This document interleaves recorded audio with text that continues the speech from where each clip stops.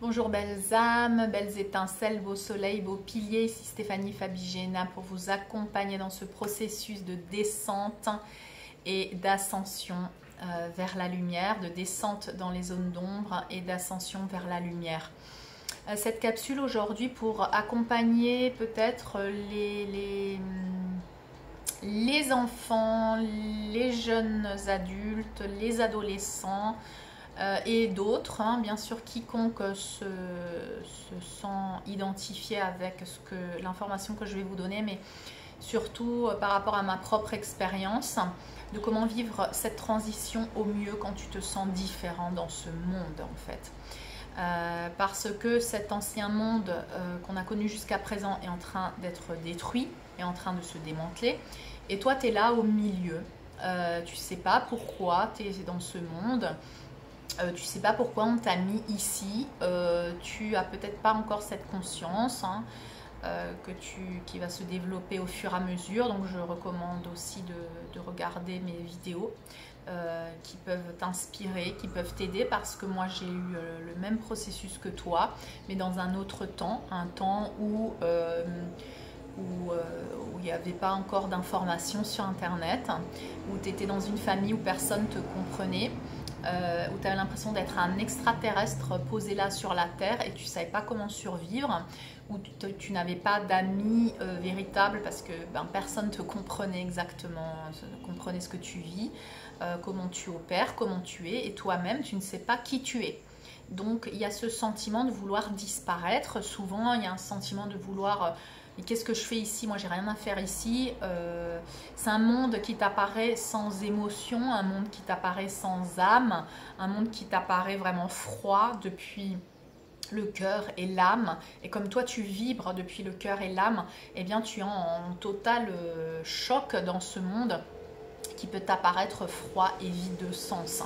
Donc, sache que tu n'es pas seul dans ce monde à être comme tu es. Sache que tu es venu là justement pour créer un nouveau monde. Sache que tu as choisi ta famille.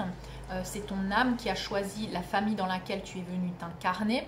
Sache que souvent, beaucoup d'entre nous, nous avons choisi des familles complètement endormies. Je dirais endormies dans le sens où elles sont très inconscientes de ce processus d'évolution, et que toi tu es venu avec cette conscience, toi tu es venu avec des émotions, avec des sentiments qui font de toi un être très particulier de ta famille, un petit peu comme le mouton noir, mais que tu vas être face à un dilemme, c'est-à-dire faire ce que les autres attendent de toi pour être aimé, reconnu, accepté dans ce monde, ou à un moment donné te choisir toi au détriment des autres pour t'aimer et te valoriser. Et c'est ce qu'on va te demander en fait. Et on va te demander de vraiment même si tu es entré dans le moule et que tu as essayé de rentrer dans le moule pour que tout le monde soit content et pour que tu sois reconnu, aimé, parce que quand tu arrives sur cette planète, bien sûr, tu sens qu'il n'y a plus personne qui te comprend. Donc les seuls gens, personnes, familles que tu peux avoir ou amis, tu as envie de vraiment qu'ils te donnent ce sentiment de sécurité et de reconnaissance, eh bien tu vas devoir sacrifier des parties de toi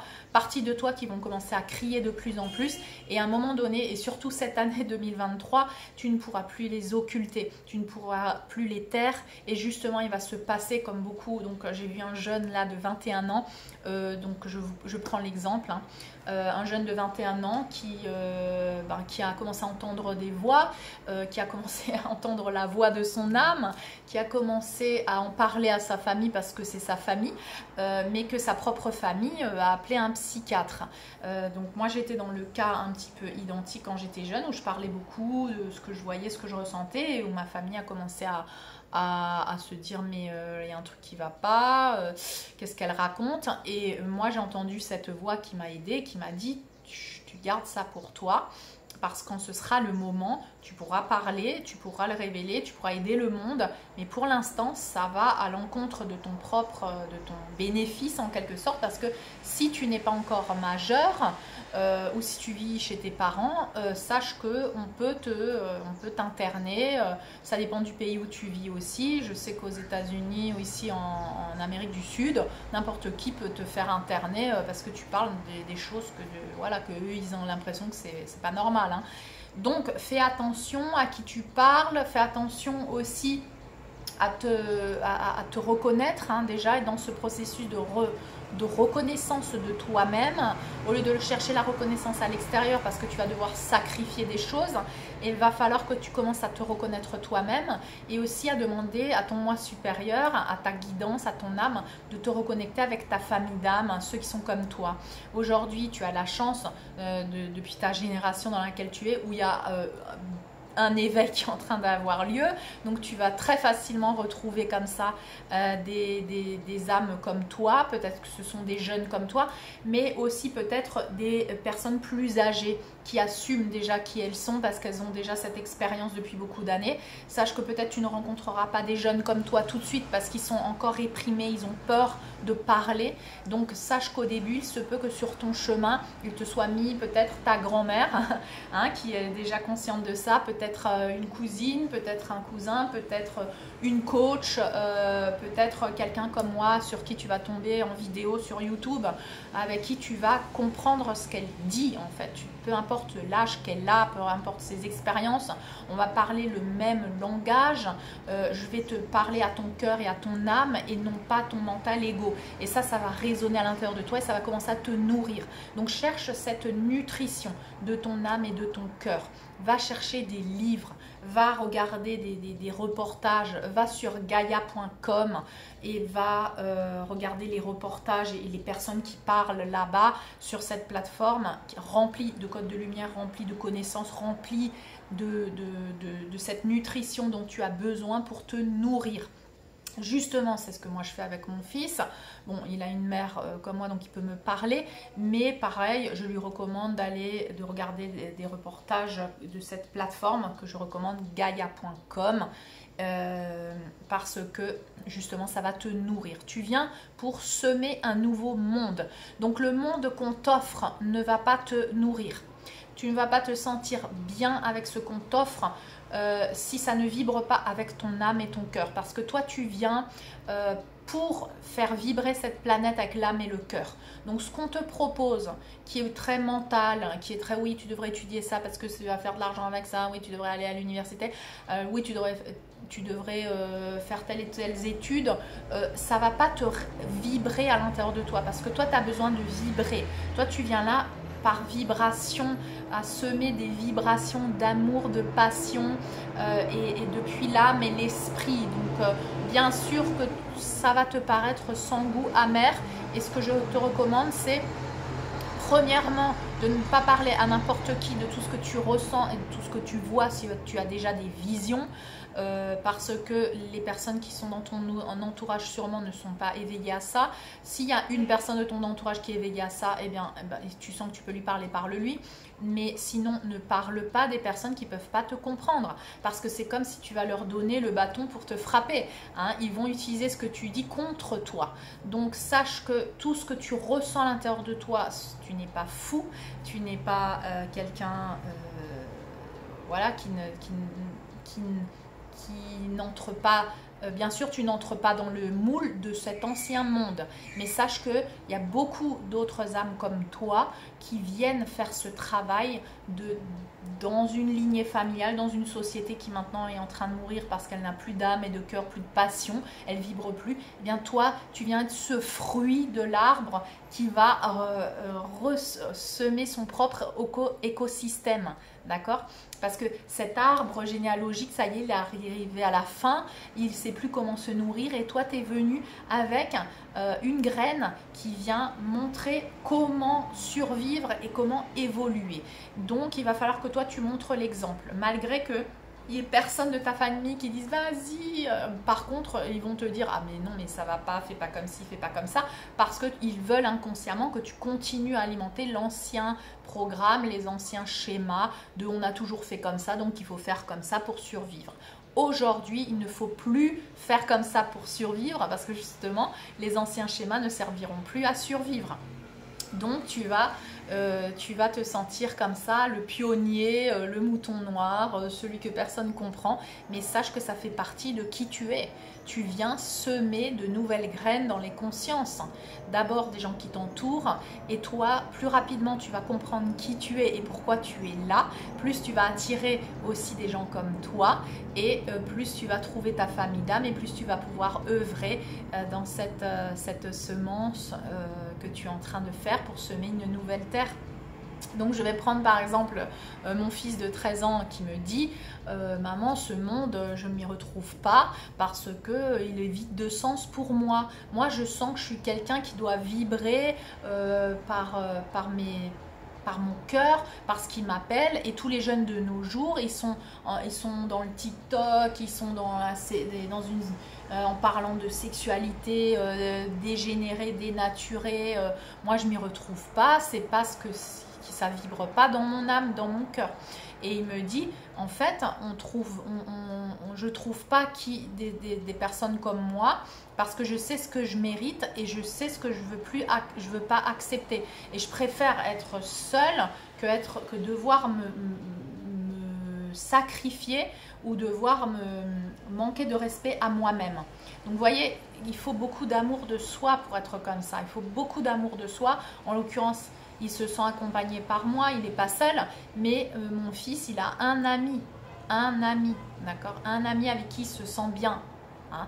Et voilà, et après, tout le monde peut se moquer de lui parce qu'il n'a pas de petite copine, parce qu'il va avoir 14 ans, et puis il n'a pas fait ci, il n'a pas fait ça, il se bourre pas la gueule tous les week-ends, il prend pas des drogues ou il veut pas avoir une expérience sexuelle juste pour avoir une expérience sexuelle parce que tout le monde le fait. Eh bien, il est obligé de passer par ce jugement aussi des autres, où les autres vont le juger. Mais si tu t'aimes pas et tu te respectes pas, ça va t'affecter. Si tu t'aimes et tu te respectes, tu vas comprendre que eux ils font ça. Si ça leur plaît, tant mieux. Moi, je veux pas me salir. Je veux pas salir ma conscience, mon cœur. Je veux, pour moi, maintenir cette pureté. Et ça, c'est très important de le comprendre, que tu n'es pas le seul, qu'il y a des gens comme toi.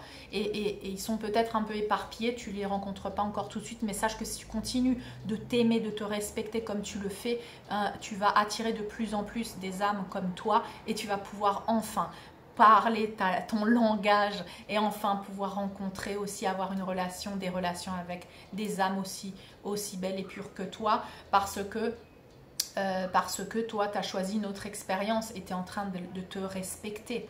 Et pour toi, faire comme les autres font, c'est comme te salir en fait. Et si tu as ce sentiment-là, sache que c'est réel, parce que c'est ton expérience de respect envers toi-même. Donc, patience, parce que tu vas manifester le meilleur. Et de la patience et beaucoup de respect et valorise ton être, valorise ce qui est important pour toi. Attention de ne pas te salir ou de te sacrifier pour ce qu'attendent les autres. Et si tu l'as déjà fait, eh bien pardonne-toi pour ça. C'est normal qu'à un moment donné, tu t'es senti obligé de le faire parce que tu voulais rentrer dans le moule, parce que tu voulais croire que ça allait te faire sentir bien. Et en fait, c'est comme si tu t'étais planté un couteau à toi-même. Tu t'es trahi toi-même. Et ça, tu vas le comprendre au fur et à mesure que tu te trahis. Donc, si tu as déjà commencé à te trahir, eh bien, sache qu'il va falloir que tu t'aimes, que tu te respectes et que tu dises non aux autres pour t'aimer toi et rester dans cet espace même de solitude. Mais cet espace de solitude va te bénéficier parce que tu vas créer une forte relation avec toi-même. Chose que les autres âmes ne font pas parce qu'elles privilégient les relations médiocres avec d'autres, mais elles sacrifient la relation avec elles-mêmes. Et ça ne va pas les bénéficier à un moment donné. Elles vont devoir faire le même processus que toi et ça va être douloureux. Donc si tu peux le faire maintenant, tu sens que tu as la force de le faire maintenant et que ces mots que moi je te transmets t'aident à y aller, à te sentir comme ça, à te dire que tu n'es pas seul et qu'on est beaucoup à avoir fait ça et qu'il y a beaucoup de jeunes qui sont en train de vivre ça aussi comme toi, que tu n'es pas seul, fais-le et accroche-toi à ça pour manifester le meilleur, pour savoir que tu es sur la bonne voie, savoir que tu es en train d'être aligné avec l'appel de ton âme et de ton cœur, d'accord? Donc tu n'es pas seul, je connais ce sentiment qui est à l'intérieur de toi, de solitude, mais sache que plus tu vas t'aimer, plus tu vas t'accompagner et te respecter, plus cette solitude, elle va se dissoudre et tu vas renforcer la relation avec toi-même et tu vas pouvoir attirer à toi les bonnes personnes, les personnes comme toi qui te comprennent, avec qui tu as une communication de l'âme et du cœur. Donc je reprends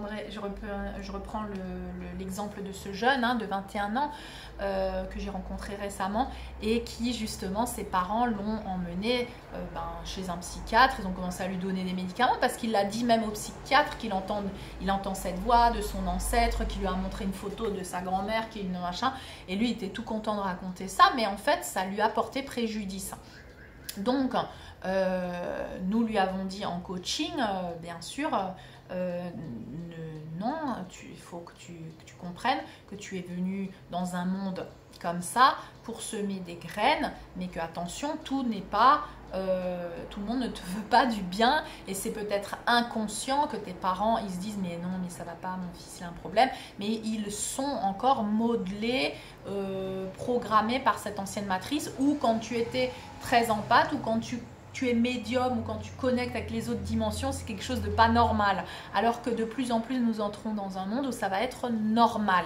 D'accord? Et je veux que tu te connectes avec des gens pour qui c'est normal et que tu comprennes pourquoi tu es venu là dans ce monde, pour semer ces choses, cette magie, et pour transcender tous ces anciens programmes où il n'y avait pas de réunification entre l'esprit et la matière. Toi, tu es en train de ramener l'esprit dans la matière maintenant, malgré que tu ne le comprends pas.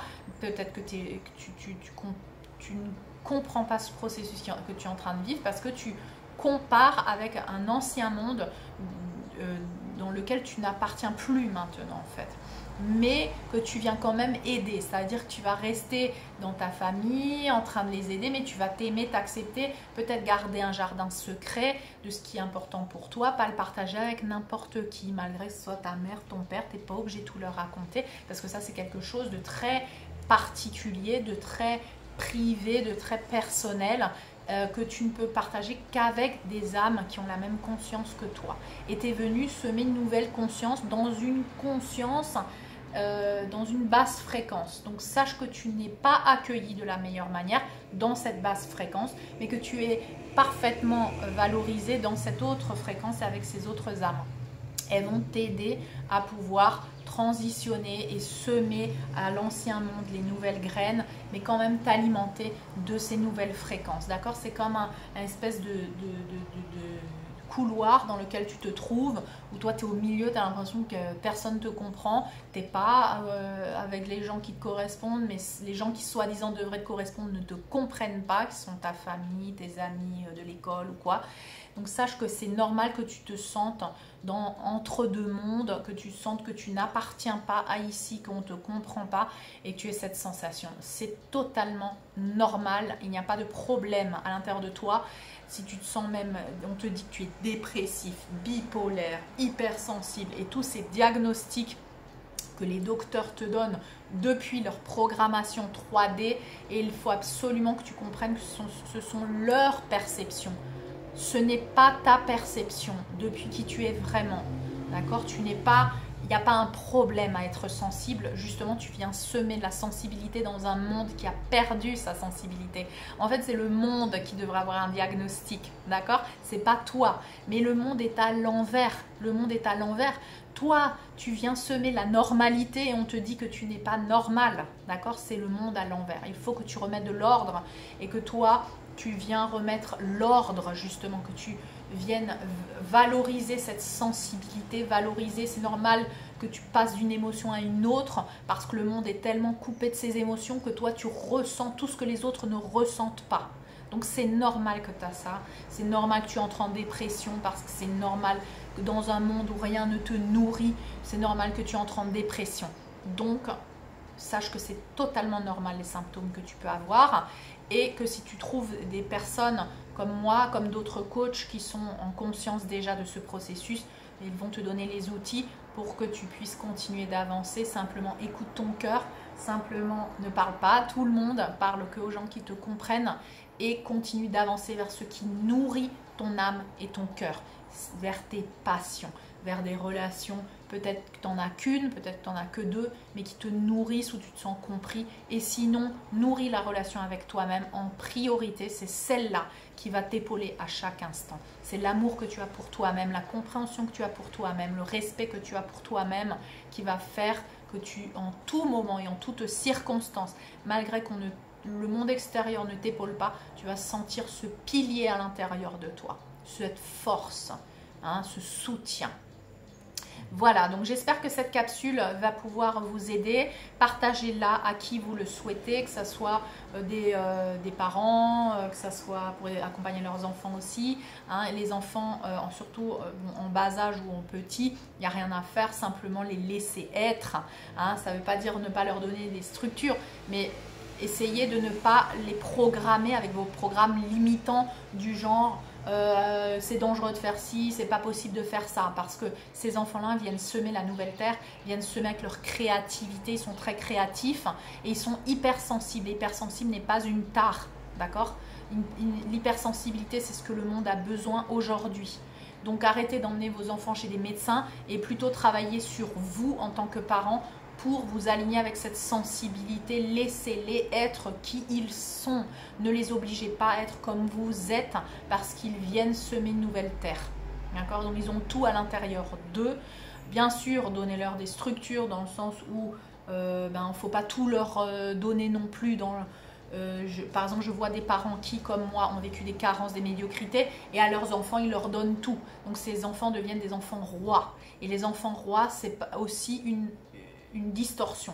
Un enfant roi dans le sens où il a tout, il ne sait pas ce qu'est, par exemple, il ne sait pas ce que c'est l'effort, il ne sait pas faire un truc par lui-même parce qu'on lui fait tout. Ça, c'est pas créer des rois et des reines non plus.